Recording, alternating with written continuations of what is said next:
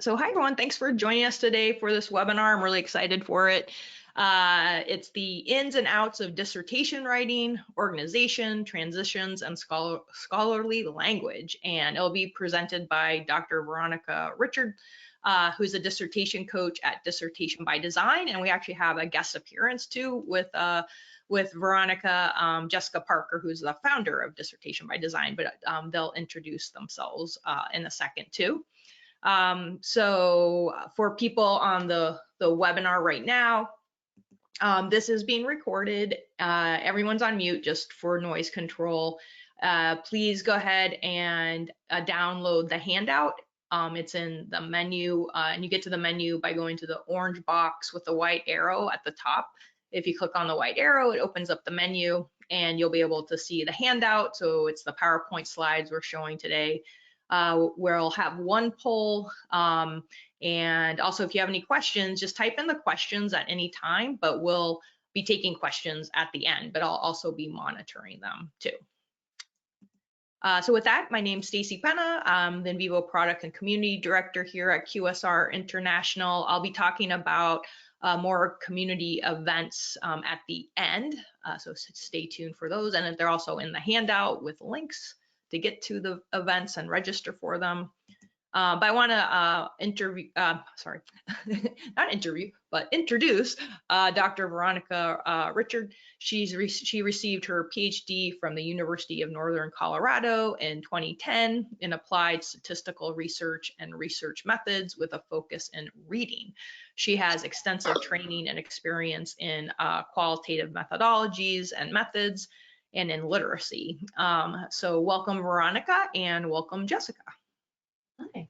Hi everyone, I'm Jessica Parker. I'm the founder and owner of Dissertation by Design. And at Dissertation by Design, we help graduate students and early career scholars design and conduct high quality original scholarship. My team consists of statisticians, qualitative methodologists like Veronica, writing coaches, and professional editors, and we primarily work with researchers in the social sciences. I'm headquartered in Raleigh, North Carolina, but our consultants are all over the US. So I'm excited to be here today, and I'm going to go ahead and turn it over to Veronica and let her get this started. And thank you both, and we can see the PowerPoint perfectly. Okay, great. If I keep stop switching it when I'm not supposed to. All right, thank you, Jessica. I'm so glad that you all are here today, and we really designed this presentation to be applicable to wherever you are in the writing process of the dissertation. So without further ado, let's get started. Today we're talking about 4 different areas.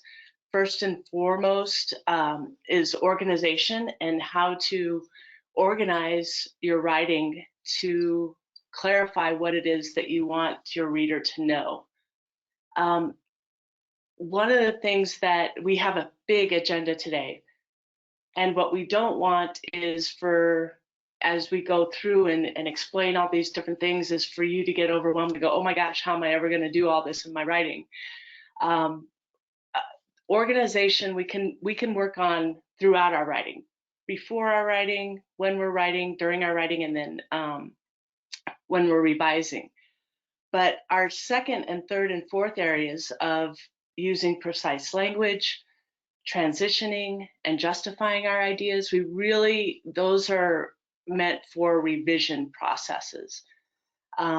So just keep that in mind, that a lot of the information that you'll hear today is stuff that you'll want to work on after you've already got something written down. And we'll try to continue to convey that as we go through. All right, come on, slide. There we go. So organizing writing for clarity, first and foremost, is about our argument that we present. And within our argument, we want it to be organized and logically organized. And with that, it also has to be credible. And we're going to see here in a little while, in a few slides, this idea of credibility and how do we gain credibility with the argument that we're putting forth. The next areas that we'll be looking at in the organization is about structured writing, and how by using different features of writing, we can present an argument that's not only organized and structured, but also the other information that we have to include. So we can do this through headings, through guiding statements, or what some call thesis statements. And then within our paragraphs, we look at our topic sentences and the evidence that we use to support those ideas, and making sure they're all connected, which goes to our transitioning point. So one of the things that, as we go through presenting, these 4 areas are very interrelated, and we'll be referring to them in that way as we continue.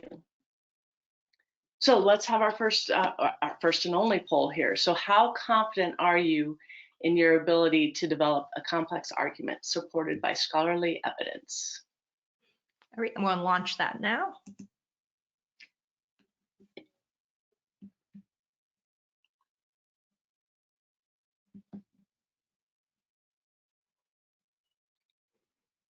And just give people a few more seconds to vote.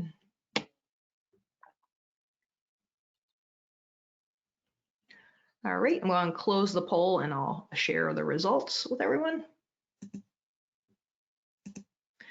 So it looks like 4% not confident at all, 19% slightly confident, 46% somewhat confident, 30% fairly confident, and 1% completely confident.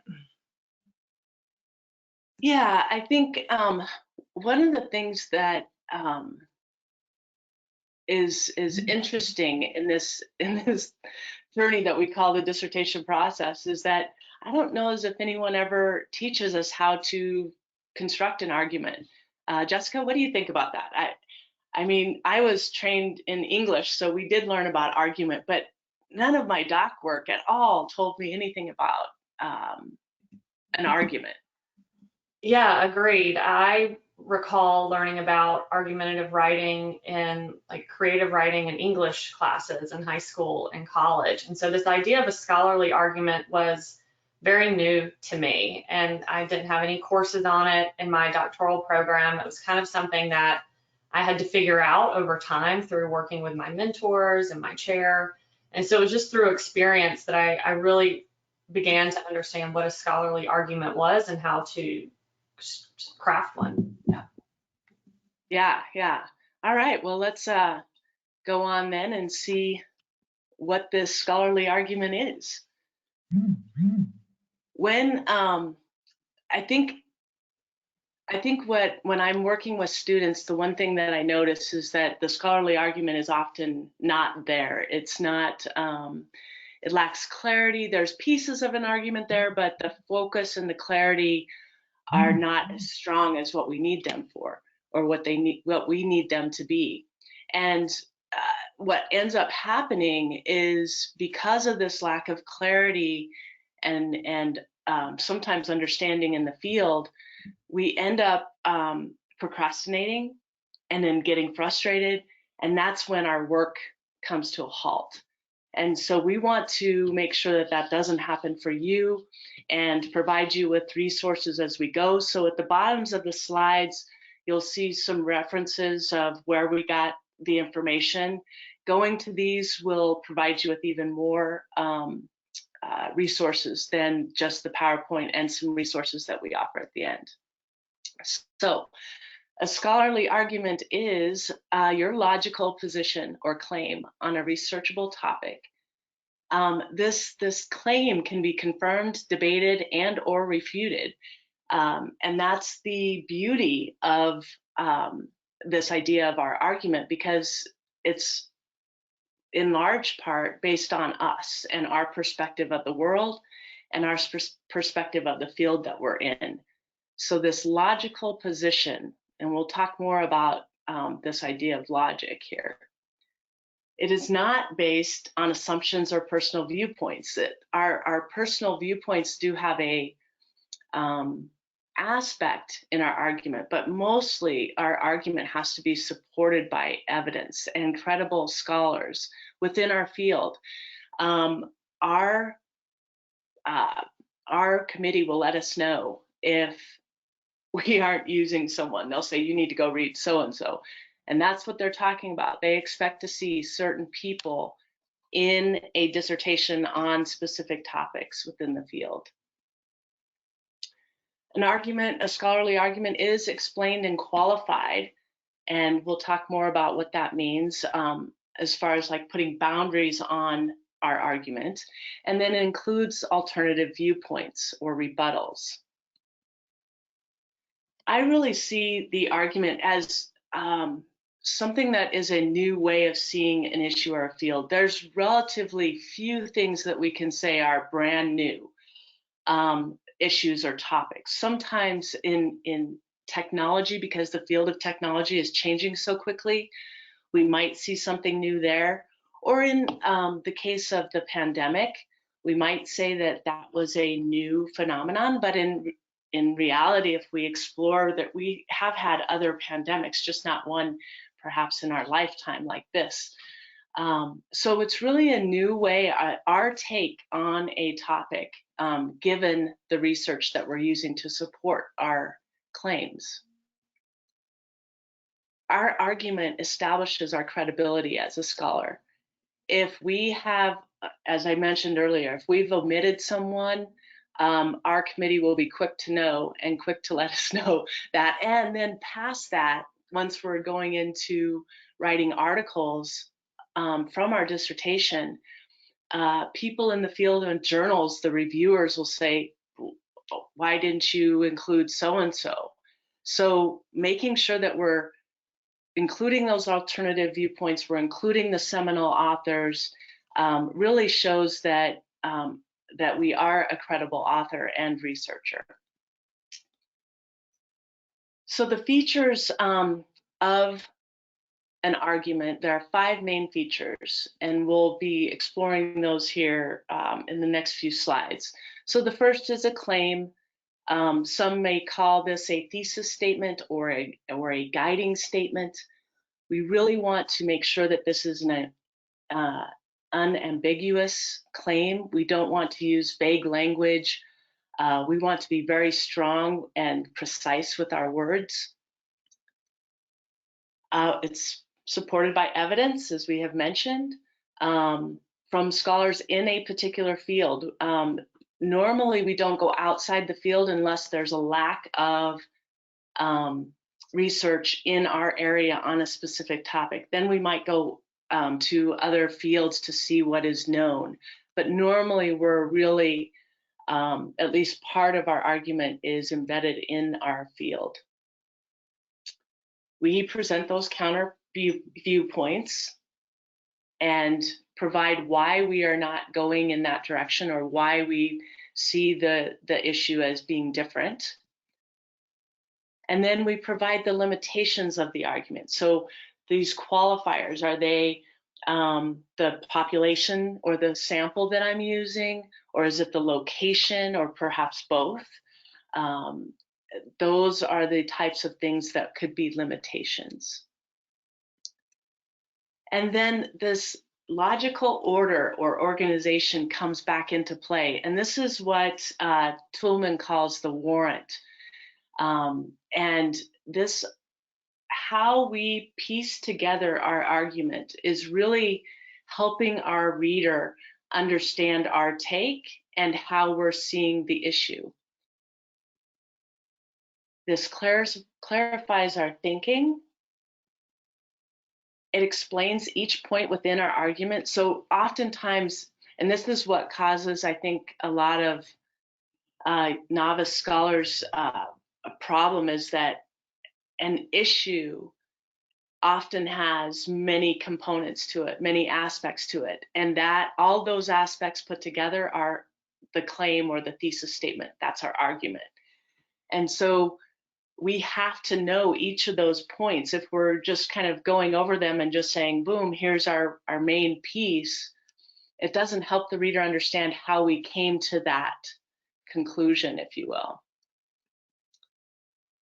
Our order connects our points within our argument, which is very important, and we'll talk about that when we go into transitioning. And then most importantly, our logical order directs our writing. It lets us know what needs to be talked about when and in what order. So I find that visuals really help me think through some things. So this is Toulmin's model of the argument. As you'll see on the left-hand slide, number 1 is a claim that we just talked about. On the right-hand side is the support. And then the qualifiers, the bottom left, and the rebuttals, the bottom right. And then in the middle, I want to draw attention to, this is that warrant, the logical organization of how we're presenting all of the support that makes up our claim and how we are qualifying it. So that middle warrant, although it seems not as important perhaps as the other pieces, is actually the most important piece because it's how we are organizing our argument. I also thought that it might be helpful in some questions and what these communicative questions here about each section. So the first one is, what do you want to communicate? That's the claim. On the support, who supports this claim? And why do I choose to use them? Perhaps would be another question that we might add here. And then what are the limitations of your claim? And then who counters this claim and why? And then I didn't put it in here, but now that I'm looking at it, I would probably add another question here that says, what is the logical order for the claims that, or for the support that make up my claims or claim? All right. So how do we do this? It seems very complex, and it is, but there are some things that we can do to help us make this a little bit more doable, okay? So the first thing is to gain a deep understanding of the subject. We cannot write what we don't know.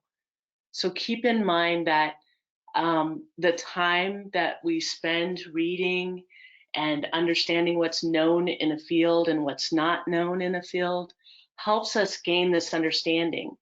A lot of times, and Jessica, please speak, talk in here if you have something to add, but I think I see people writing too soon. What happens is we have an idea because we've experienced the idea in our practice. And so we go, oh, this is a problem. Teachers don't have enough support. And I'll just use one of my fields of literacy. Teachers don't have enough support to implement disciplinary literacy in their classroom. And that's the issue that I see. And so there's my problem. But I don't know yet what's going on in the field and why scholars have determined that this is an issue. So that's one of the things that I see in the argument, that without this deep understanding, we can't really craft an argument that's ready for our committee's eyes. Yeah, and I'll just add to that, Veronica. I think a big struggle for, at least with many of the doctoral students who we work with, because this is iterative. It's not like you go off and you become the expert by reading every article before you can start writing, especially with the number of cohort programs, these cohort models where the doctoral students are sometimes writing their proposal during the coursework. And so sometimes it is stressful. You feel that you have to start writing before you're ready. And so I just want to point out that you have to start somewhere. And a lot of times you're starting with the limited knowledge you have based on scholarly evidence and your experience. And then that argument changes as you learn, as you read articles, as you read textbooks, as you start becoming the expert and you're gaining that deep understanding, then you go back to that original argument and you revise it. And so the final argument that gets presented and published in ProQuest or in articles may be completely different from the original. And so don't feel attached to that original argument that you create. I do think you have to start somewhere, but when we start to see, arguments really fall apart, it's typically because the student just they don't yet have that deep understanding.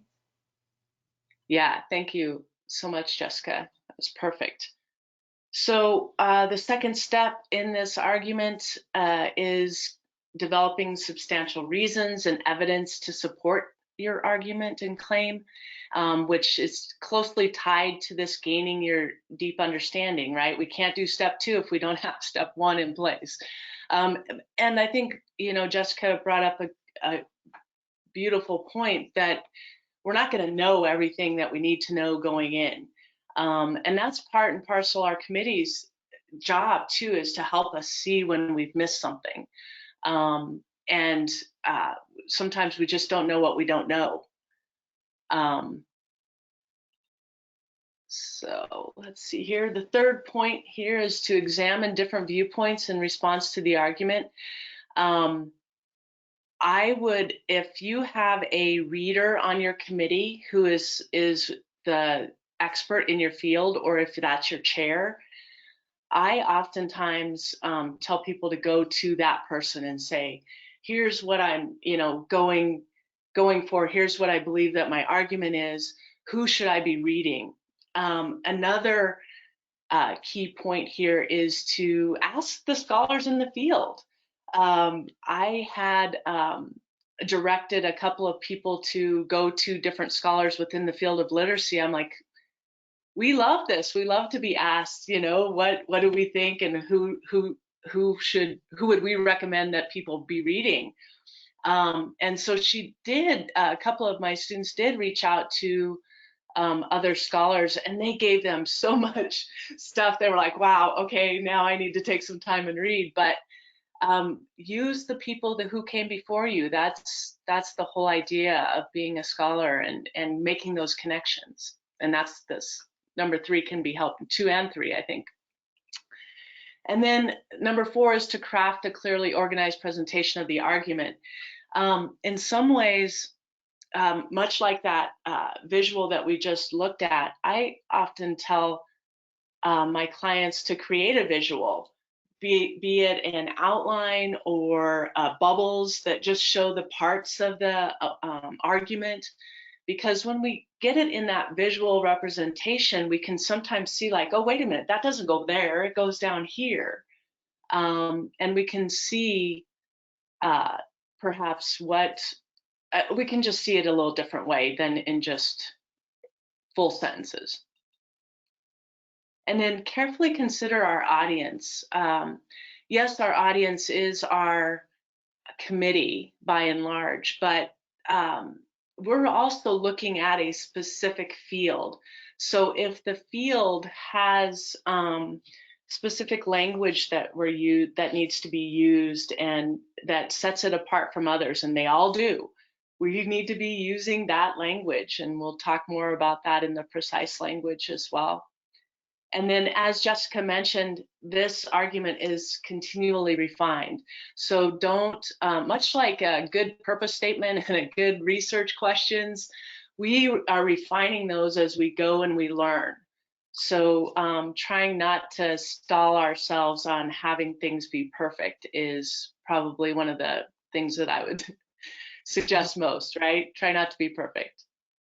Yeah, no such thing as perfect. Right. Well, this would be good enough. All right, so there's some things that we can do in our writing to convey organization. And I guess I'll stop here for just a second and say the dissertation is like no other document that we will ever write again, unless somebody is brave enough to do it again. And I know that there are some people out there, but I'm not one of them. It is a long document. In the shortest of documents, I've seen it, dissertations be 120 pages. In the longest of documents, I've seen at least 450 pages. So in these extended documents, we've got to be organized. One of the ways that we do this is not only in our argument, but in each main section, we have a clear thesis statement or guiding sentence that tells the reader where we're headed and why. Okay. One of the other ways to stay organized is to develop an outline and have these main ideas, your key points under each main idea, which is your evidence, and then the details about each point, which is also evidence.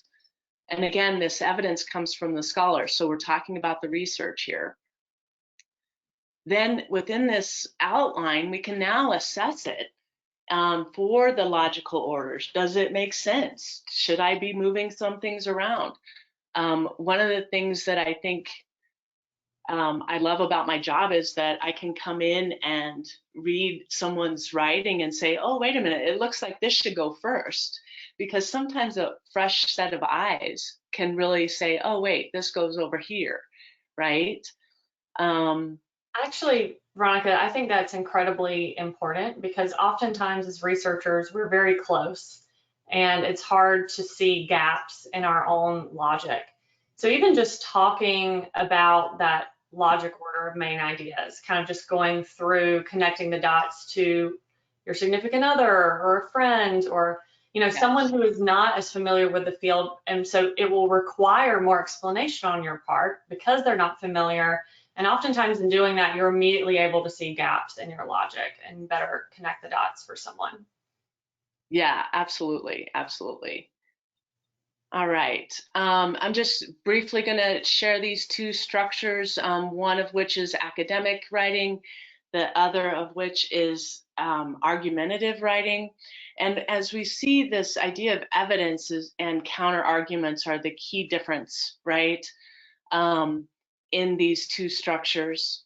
In the we also have another structure that Dissertation by Design and other universities go with, and I'm going to turn it over to Jessica here to talk this through.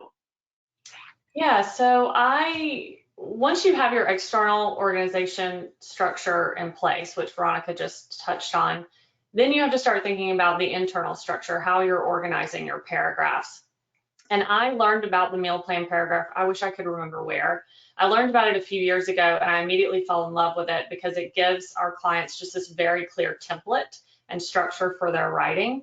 And it's not easy to get the writing done, but it's easy to follow. And as a reader, as a reviewer, it's helpful for me to kind of look at the structure of paragraphs and easily give feedback on what may be missing. And so the meal plan paragraph structure, the M is for your main idea. This, depending on if you're working on the first paragraph in a section or a middle paragraph, this could be like the thesis statement for that section of writing, or it could be a topic sentence for that specific paragraph. But it's just that main idea you want to communicate in that paragraph. Then you follow that with the evidence to support that main idea. Then you follow the evidence with your own analysis. Or you can pepper in the analysis with the evidence. It just kind of depends. So it doesn't always have to be in this perfect order. Sometimes the E and the A go back and forth where you might have one sentence of evidence followed by your analysis, another sentence of evidence followed by your analysis. And the analysis, I think, is the most challenging part. And this is the part where many of our clients tend to skip because you're not quite familiar with developing your scholarly voice. You don't necessarily think of yourself as an expert in the field yet. And so many of our clients just tend to hold back and they're afraid to put that analysis on paper, but that is extremely important. And then there's the link or the lead. So depending on where this paragraph is within the document, you're either linking to the next paragraph, you're linking back to your study, or you're leading and transitioning to the next paragraph. And linking back to your study is incredibly important. Especially with the lit review, there's times where, especially if the lit review reads more like an annotated bibliography, which is a starting point, you have to start somewhere. I'll wonder, why am I reading about this study? How is it connected to their topic? And so you have to make those connections for the reader. You really need to connect the dots. And so that's that final component of the meal plan structure. I believe I have an example next. Yeah, I'm not going to read through this. I just wanted to quickly show you what it would look like. As I said, you have your main idea, that top sentence. We have all this evidence after that. Then my analysis as a researcher is in orange, and then I'm linking back to my study. And as I said a moment ago, your evidence and analysis, there could be with these colors, orange lines mixed in with the green lines. So you don't have to perfectly follow this, but you definitely want the main idea at the beginning and the link or the lead at the end of the paragraph. Yeah, and Jessica, I just want to mention here, and I didn't think about this before.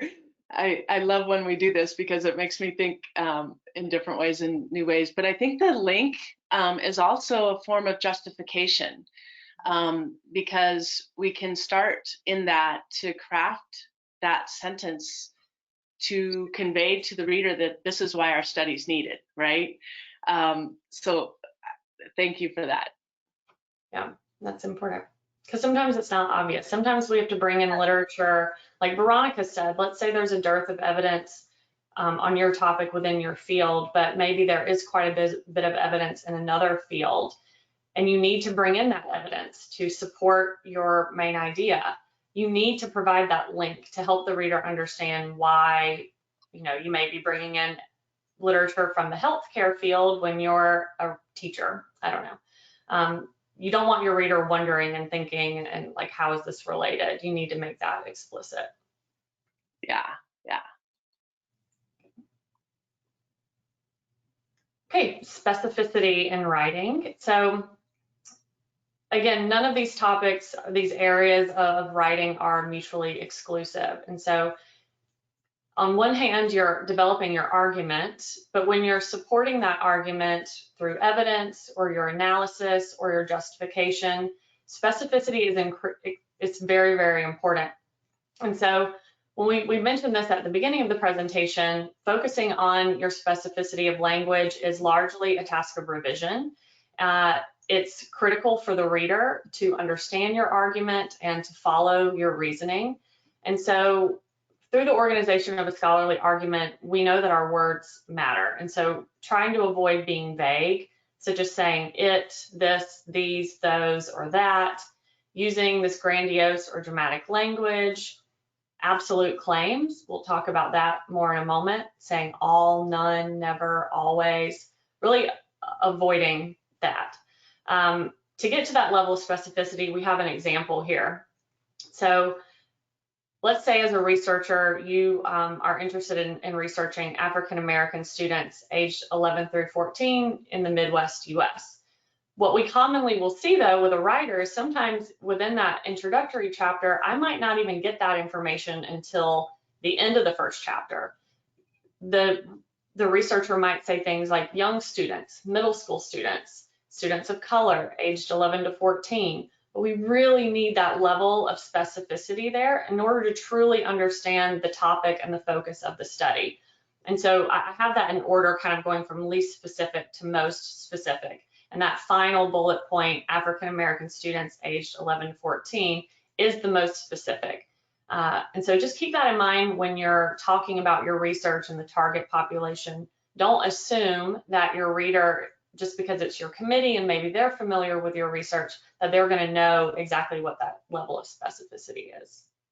Yeah, Jessica, and I really appreciate you going backwards because I often will read documents, whether it's students that I'm mentoring as their chair or their methodologist or clients, and I'll be going through and reading young students and then middle school students and then students of color, and I'm like, well, which one is it, right?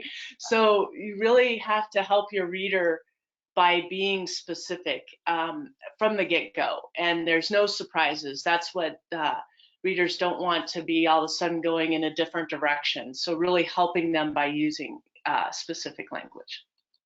Yeah, and staying true to that language, not using synonyms. I think that is something that is very different from traditional, narrative or creative writing. Is you want to use word variation, but with academic writing, you really don't. You want to stick to the same term. And with that specificity, you can find that term or that language and stick to it. So let's quickly go through some examples of specificity in writing. So in this first one, which is very non-specific, says older adults, their blood pressure will decrease after participating in an educational intervention. Well, the term older adults is subjective. I might interpret that as, thinking of my grandmother who's 84 years old as an older adult. someone else might have at 62 years old in mind. And so also, what is decreasing? So being more specific to say adults aged 65 and older will decrease their blood pressure by 15% after participating in a 6-week educational intervention on at-home blood pressure management. See how that just really doesn't leave any room for interpretation? That level of specificity is, I don't see that very often in our students' writing, which is okay because they're learning, but now that you're aware of this, you can go through the revision process and look for those instances where you're being vague and really get more granular. Quickly, here's another example from non-specific to specific. Novice teachers will participate in professional development sessions led by veteran teachers in an attempt to increase the retention of novice teachers.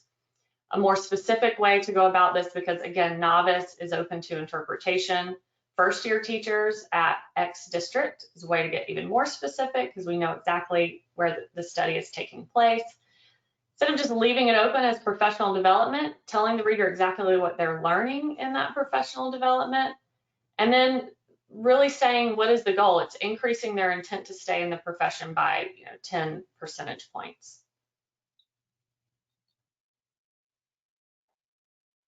Veronica, you want to take back over with precision? Yeah, sure. So one of the things that that we see a lot is our clients trying to avoid being redundant, and because they're using the same words over and over again. But what happens there is that the thesaurus is often used, and words end up being used that don't mean the same, and it is convolutes the message or makes things complicated or confusing. So make sure to, if you do use a thesaurus, make sure that it's the dictionary meaning matches what it is that you want to say. And then the other thing on that is that the repetition of our language is actually what helps the reader stay with us. Remember, think about, and we'll talk about this a little bit in transitions, but we're guiding someone. It's almost like we're holding on someone's hand and taking them through our document. And we do that by repetition of words and use of transitions and organization, obviously. But so sometimes we need that repetition. So don't eliminate it all. Using words that accurately suggest the feeling the writing is supposed to evoke.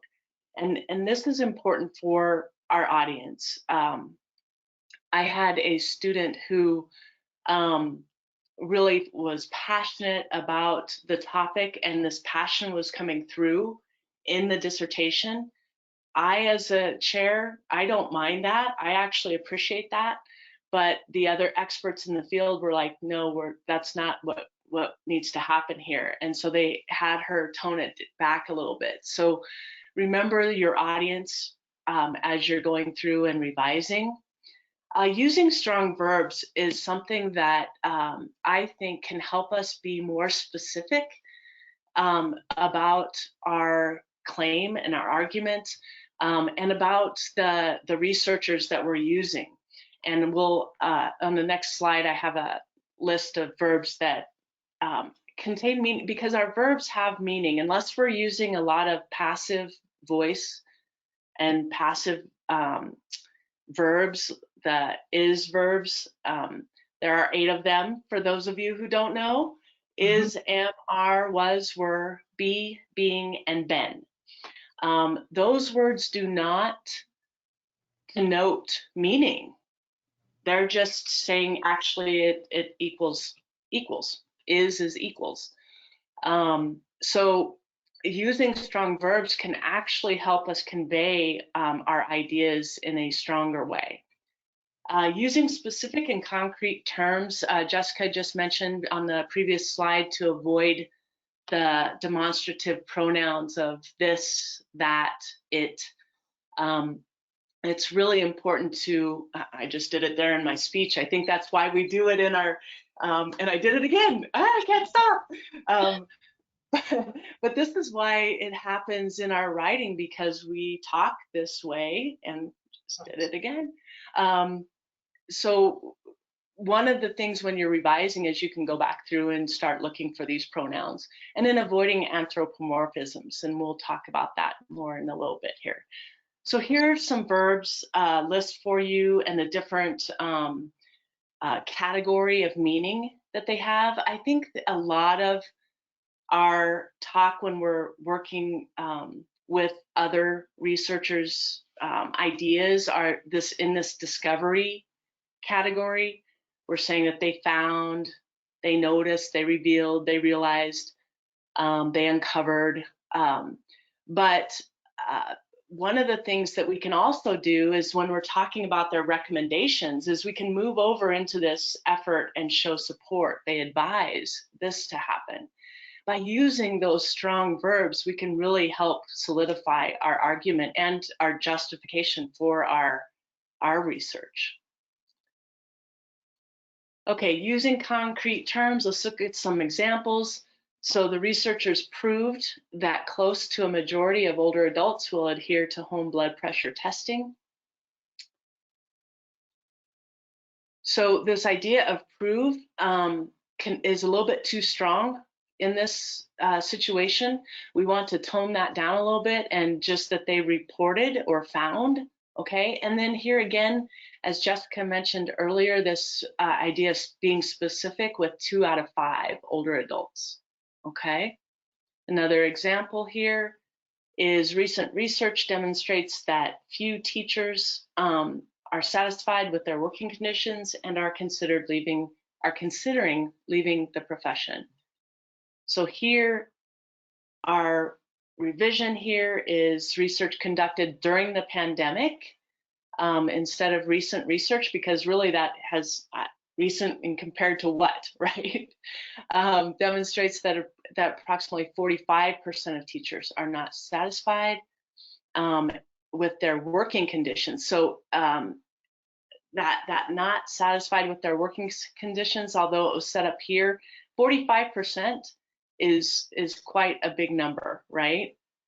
Way more than what few is. And then going back to leaving the profession within the next 5 years. So just being that little bit more explicit. So here are some ideas of what an anthropomorphism is. If you have never heard of this word, you are not alone. The first time I heard it was when one of my professors said, quit using an anthropomorphism, and I was like, what in the heck is that? And then I looked it up because they wouldn't tell me. So anyway, we're going to tell you here. It's attributing human behavior to non-living things. So it's like a personification. And so here's an incorrect version. This chapter describes. Chapter is inanimate. It cannot describe. So we want to say, I describe, use that, change who the subject is, or perhaps change the verb. So here we see this chapter addresses. Now for me, I still see this as a sort of an anthropomorphism, but according to APA, this is okay, it is appropriate because the verb is not as strong as describe. Just know that some universities go with APA, others say, nope, we don't want any anthropomorphisms.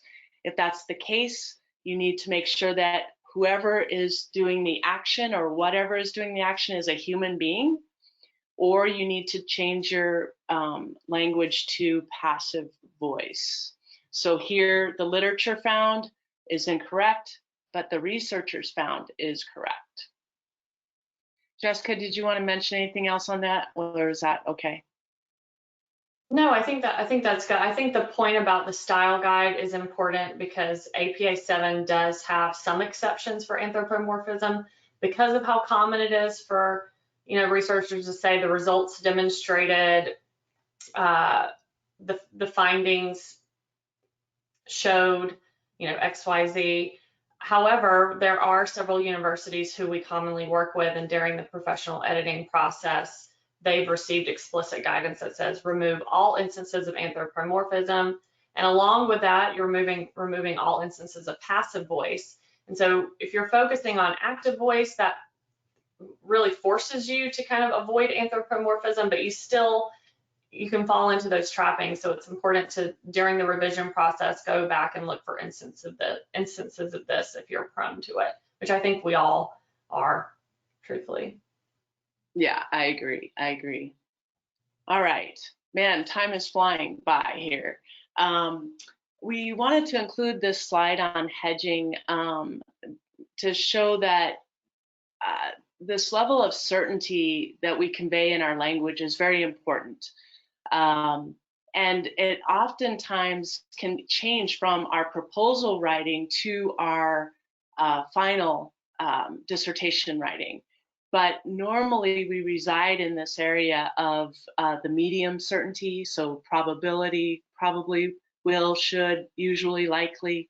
So for example, this intervention will always produce superior results. We know that that's not something that we would want to say, even if it is a record, right, of researchers that have shown this.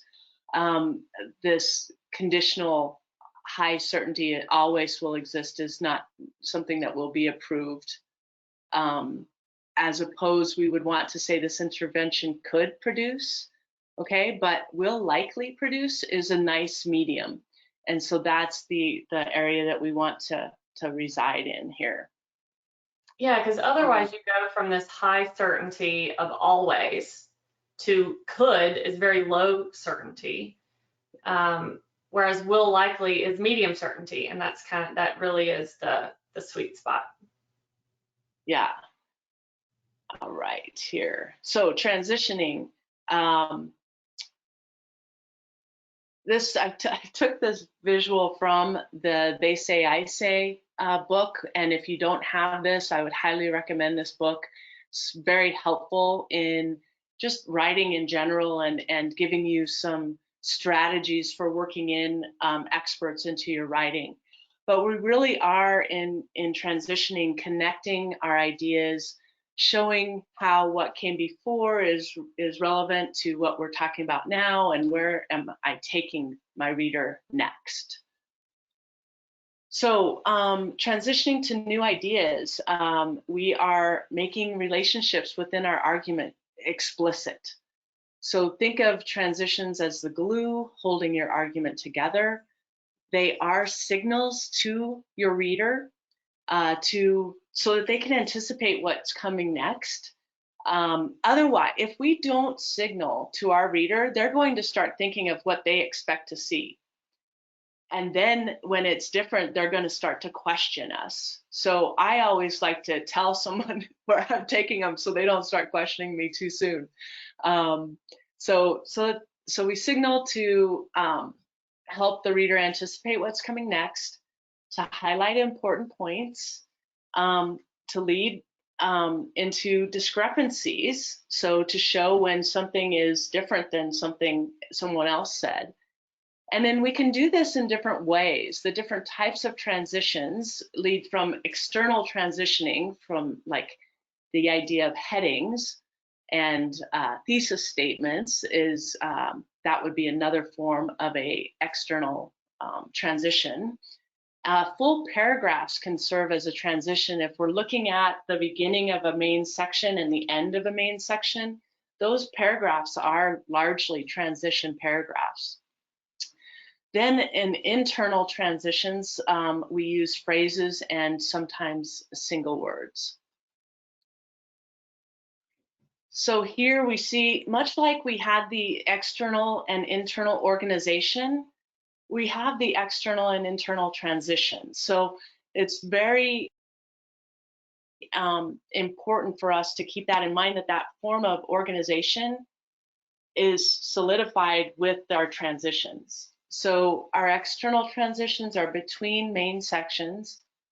As I mentioned, they can be full paragraphs, introductions and conclusions, and they really are showing that the external links between the main topics that are being discussed, either in our argument or within the literature review as well.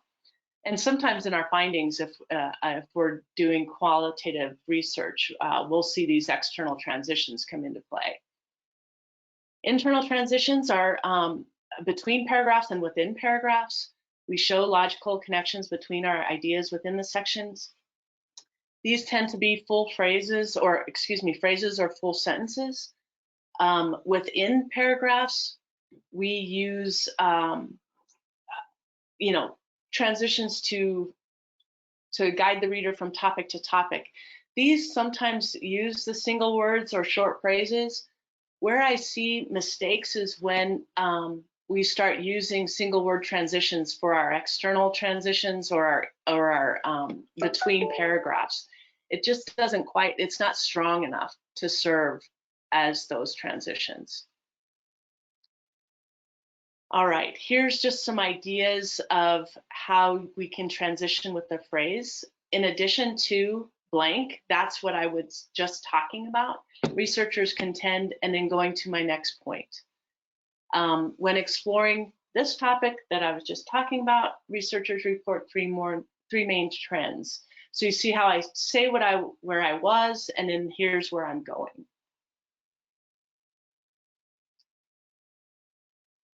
Here's an example of this. Psychologists are accustomed to providing confidential care within the confines of a private office. It is reasonable to expect their professional experiences changed significantly during the pandemic due to the delivery of remote care. Now, I'm not going to read the whole thing, but just look how, with our language here, we were able to transition. They were accustomed to doing something, whoops, and then they, what they were used to changed during the pandemic.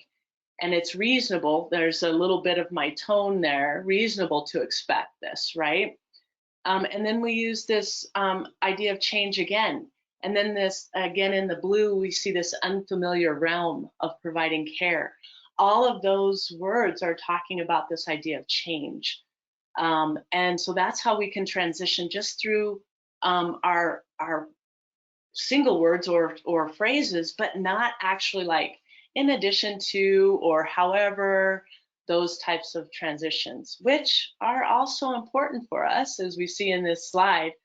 But sometimes they're just too vague. So remember that if you are using these transitions, to make sure that you're using phrases with them that carry content. All right, here is another example. And we'll see the yellow highlighted is what was discussed previously. And then the next yellow is where we are headed. And then here again, with some words, we can just look at the color coding here. We can see how by transitioning with keywords can help our reader. And I'm sorry, I'm rushing because I feel like I'm running out of time. Yeah, go ahead, Jessica. I'll just quickly say this is the perfect example of not going with repeating the same term, not having this word variation. I think so many students will say, well, I feel like I'm saying the word challenge, but it keeps your reader focused on the point that you want to make. It makes your points, your paragraphs more cohesive. Yes, absolutely. I want to be cognizant of time, and we are going into justifying our ideas real quick. So I'm going to just go through these last few slides very quickly. And then if anyone has questions, that way we'll have a little bit of time here. So justifying our research decisions here is using language in terms aligned with the research tradition. And explaining how the approach matches our purpose statement and research question. And that's a really key idea in justification. So here is actually an example of a transition paragraph, but it's telling the reader what I'm going to do. And then the yellow is the justification, explain why the method is appropriate. Okay, so this is both serves as a transition paragraph, or it will be serving as a transition paragraph, but also leading into justifying my decisions as a researcher. And then in this next example, we see the same thing. I provide support from scholars in the field about what qualitative research is. And then I say what I will do and use to gain insight into the population that I'm looking at and the aims that I have, which is the perceptions. All right. Whew. I knew that that end was going to go quickly. But I hope that you see how all of these 4 ideas that we discussed today are interrelated and connected. Keep in mind that the focusing on specific language and precise language, transitioning and justifying your ideas can be more about this idea of revision, but they all work together as you work through it. Mm-hmm. Okay, I think that's it. We have some resources here for you for some other presentations that we've done and writings that we've done, and I believe that's it. Great. Thank you, Veronica and Jessica. As usual, great content. And you always have a lot of it for people to digest. So that's great. I'm just, while people type, and we do have some questions, but as people type in more questions, I'm just going to go over a few things. So we do have one more webinar in April 20th. And this is also on the topic of thesis writing and dissertation, but more around qualitative research.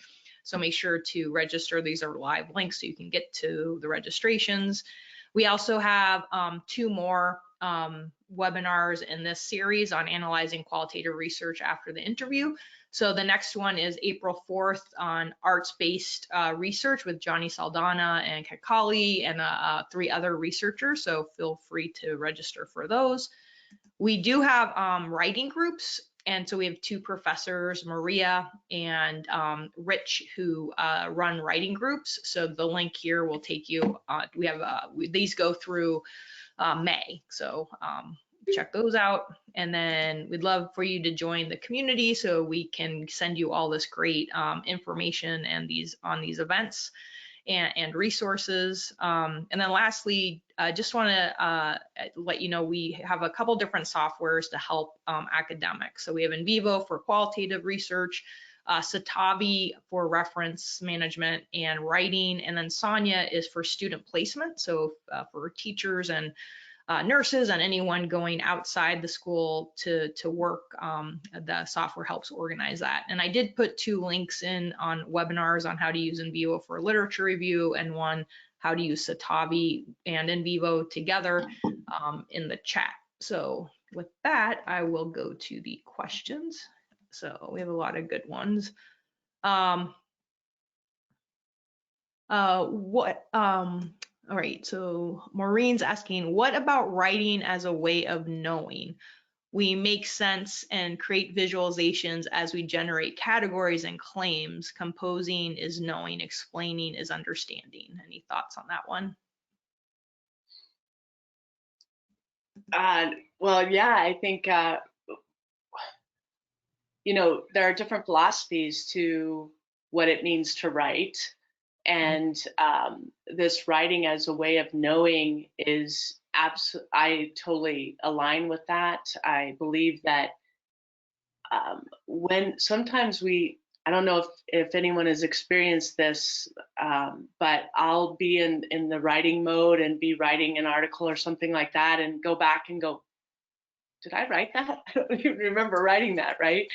I think that we discover things through our writing that we don't do talking. And then I would also say that sometimes talking helps us discover, talking about our writing, talking about our topic helps us discover what we have included or missed. And so I think that all helps, and it is a process. It is this way of knowing from when we start the dissertation process to when we end. We have grown quite a lot as a scholar, as a writer, and as a thinker. I'm not sure if I answered that question, but oh, I think that was good. So here's a question on sorry. We have Is it acceptable to use gray literature to support our arguments? Yeah, absolutely. I think use it sparingly. It does depend on the topic. So I'll use the pandemic as an example because it's just so recent. You know, it really interrupted a lot of research, understandably, and it also spurred a lot of research interests and ideas and research projects.